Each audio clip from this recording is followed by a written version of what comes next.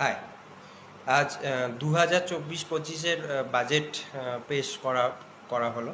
তো সেখানে সবথেকে বেশি যেটা এক্সপেন্ডিচার অ্যালোকেট করা হয়েছে তাতে ডিফেন্সে হচ্ছে 4.5 লাখ সিআর, রুরাল ডেভেলপমেন্টে 2.65 লাখ সিআর, এগ্রিকালচারে 1.5 লাখ সিআর, আর তারপরে হচ্ছে এডুকেশানে 1.25 লাখ সিআর, তারপরে আছে আইটি, টেলিকম, হেলথ, তাতে গিয়ে প্রায় 1 লাখ সিআর করে অ্যালোকেট করা হয়েছে।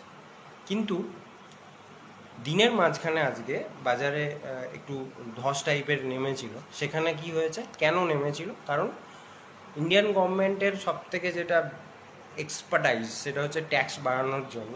তো সেক্ষেত্রে সবথেকে বেশি ট্যাক্স, তিনটে যে ট্যাক্স আছে শেয়ার মার্কেটে, একটা হচ্ছে LTCG, long term capital gain, আর শর্ট টার্ম ক্যাপিটাল গেন, আর এসটিটি। প্রত্যেকটা তিনটেতেই ট্যাক্সটাকে বাড়িয়েছে। তাতে গিয়ে মার্কেটটার রিয়াকশান যেটা হয়, যে সাধারণ পাবলিকের যেটা হয়, যে ট্যাক্স বাড়ালে একটা যে গভর্নমেন্টকে আমার আর্নিং থেকে দিয়ে দিতে হচ্ছে।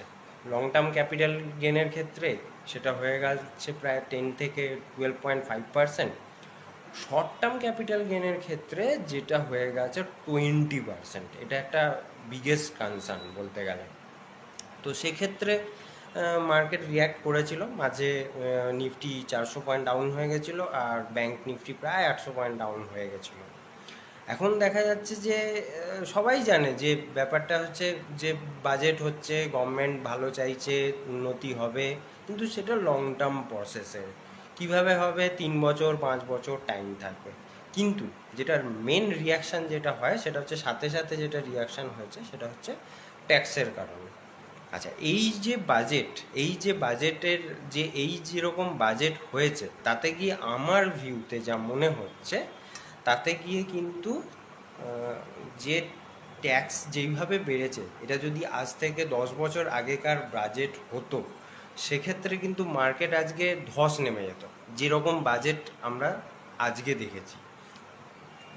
একটাই জিনিসের যেটা বাঁচিয়ে রেখেছে সেটা হচ্ছে মানুষের বিশ্বাস, আমাদের জনতা জনার্দন, যাদের জন্য আজকে রিটেল ইনভেস্টার্সদের জন্য আজকে আমাদের এফআইআইসরা সেইভাবে দাঁত ফোটাতে পারছে না, সেই সেই হিসেবে দেখতে গেলে আমাদের মার্কেটটাকে বাঁচিয়ে রেখেছে এবং আজকে বেঁচে গেছে।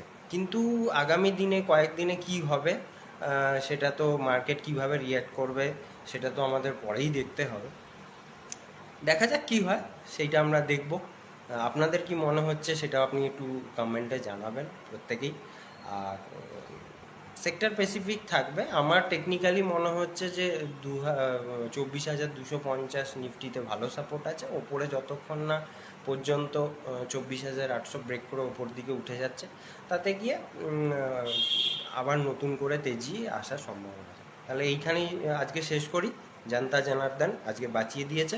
জনতা জনার্দন কি জয়।